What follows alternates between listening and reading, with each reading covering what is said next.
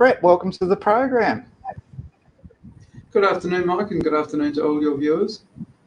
What's the weather like in Melbourne today, mate? We're on now, I think, day 4 or 5 in a row, just at 26, so pretty comfortable, really. Can't complain. Quite sunny. Very nice. We've just had probably a week and a half of cloudy, miserable weather here on the Gold Coast, mate. So it's been our first clear day for a week and a half. It's been terrible. Oh, that's interesting.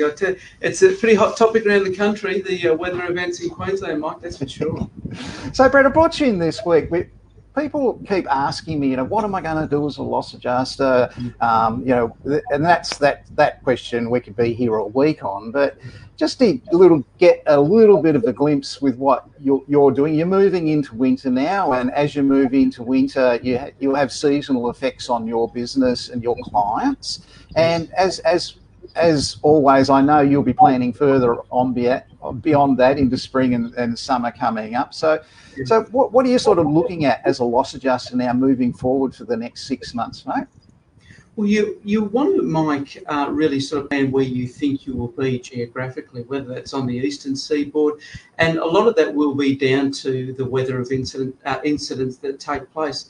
You and I have chatted before about cat losses and whether they be floods or hails, these sorts of things. And obviously they're seasonal, and you to some degree know what to expect. But I guess we look generally 3 to 6 months advance. That's after we've done our yearly plans and so forth. But where we expect to be, which sort of demographics we expect to be visiting most frequently. I mean, you referenced charter flights a couple of weeks ago, which is always important. But I guess drought is something that we pay particular attention to, but really, as a Queenslander, and I don't have to mention this, but I do wish to draw attention to Queensland, is that it's just such a hotbed at the present. With the amount of storm and flood-related incidents, I mean, that's where I expect us to be spending quite a bit of time for the majority of the year. Okay, no, that's fine. Now, moving beyond that, we're in sort of like a El Nino period at the moment where we've been getting the rain. Do you watch the weather and sort of do you consult with your clients in relation to that? Do you go that deep, or is that their concern and you don't have to worry about that? I certainly speak to them about it. We're currently in La Nina, which for those that are not quite sure, La Nina is generally a pressure system that you will expect to be the wetter of the two. You have El Nino and La Nina. So Australia has now entered La Nina, which is expected to bring quite a bit of rainfall, as it has done. But yes, definitely these are conversations we have with our clients at a broader level. You like to be in tune with your clients, so if a loss does happen, and it doesn't need to necessarily be a large one, but just a loss that will require you to be on site, it's good to know that when that will take place, that I guess pre-arrangements have been made. So yes, we do speak with our clients about that prior to actually needing to be on site. Okay, now one of the most important things with any kind of insurance and planning for it is risk mitigation strategies. What are some of the things you see in relation to that in flood-prone areas? In flood-prone areas, it's an interesting one. As I sort of grew up down on the Great Ocean Road, and there's a famous house down there that's built on stilts, and it's still standing to this day. Now, that managed to survive the bushfire. But more specifically in relation to flood, Mike, we see people in the construction of what they've put together really considering, okay, what is going to be able to withstand weather events. I mean, sometimes it's said that if a structure is still there now, that it's not going to blow away, otherwise it already would have. But a lot of it comes down to, I guess, you get national flood mapping, and you'll get a rating as to how prone a particular area is to flooding. So you'll have an average flood interval. This particular area is prone to flood. We expect that every 2 years. Some might be every 15, some might be even every 25. Now, the government keeps a national database on that, but that can be disseminated at levels that organisations such as myself and bigger and smaller use. But that information, I guess, gets then fed through to town planning, and people, use that information to rely on when they're building and buying houses. Yeah, one of the ones I've noticed that they use in Tasmania for bushfires is the landowner will keep two very large paddocks. I mean, we're not talking, you know, the paddock you go across to get the grandma's house over the other side. These are large, and they're very heavily irrigated. And so these two are completely green in summertime. So if a bushfire looks like it's approaching, they can move their stock. Doesn't matter whether they mix them up or they'll sort that out later, into these two green. Those green paddocks are not going to go up like the surrounding dry grass ones, which you couldn't outrun a fire in that in the ute. But as soon as that fire hits that green edge, the stock is safe.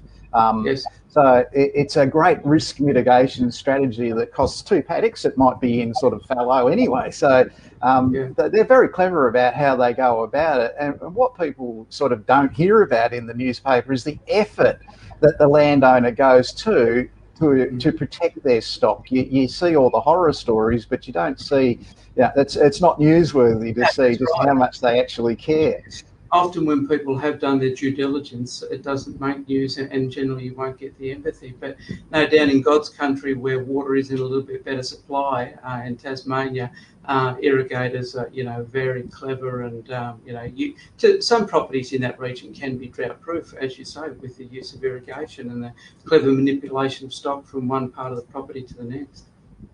Yeah, and one of the things I've also noticed as a result of what they're doing down there with their irrigation, they have the irrigation down there now that just rolls around on the tyres, and it just sweeps around. But back in the old days, the farmer used to have to go out and used to have to change the irrigation morning and night to spread it around the paddock. And these were always steel pipes, which they'd have to move, and then always there'd be someone that put the pipe up and touch the power lines and get killed.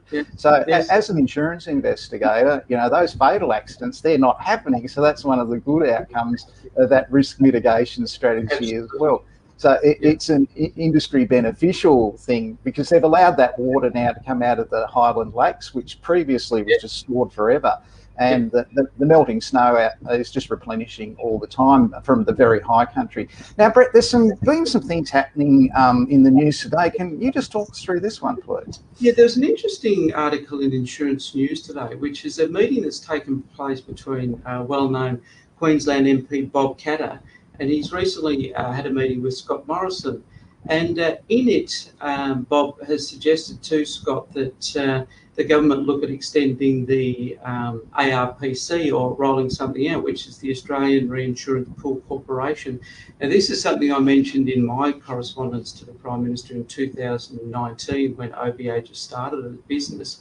But basically, and it ties back to a question you asked, Mike, during our first chat, which is something our industry could potentially do better.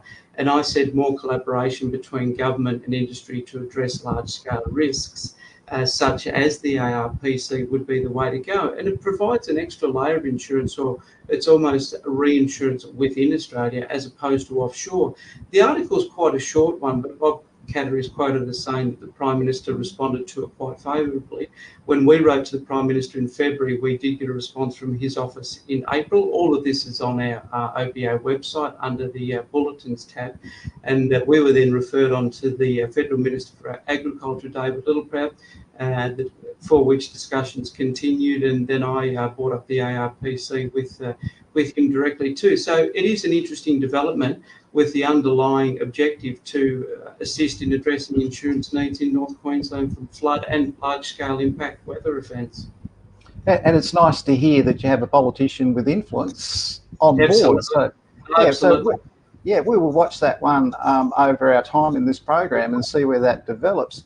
But Brett, look, thank you very much for coming on today. I really appreciate your time. I know you're a busy person. It's very hard to do it. But really good to see you again, mate, and I look forward to seeing you again in the future. Mike, speaking with you is always a pleasure. Look forward to next time. Thank you. Good on you, Brett. Thank you.